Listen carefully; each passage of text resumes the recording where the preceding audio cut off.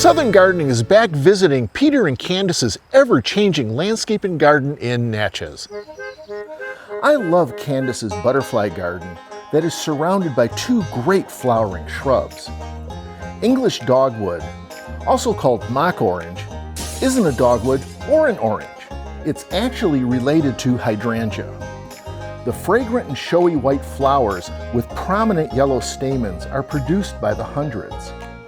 The fragrant blooms last for weeks and make it one of the showiest plants of late spring.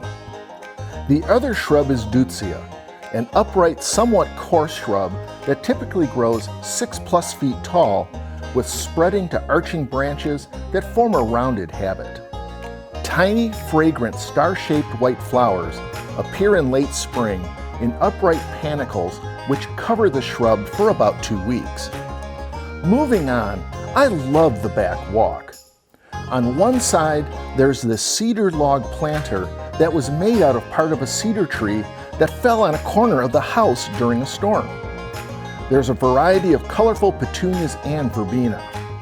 I love the addition of Ajuga reptans, commonly called bugleweed. This is a dense, spreading plant with shiny dark green leaves. Whorls of tiny, blue-violet flowers appear in mid to late spring on spikes rising above the foliage.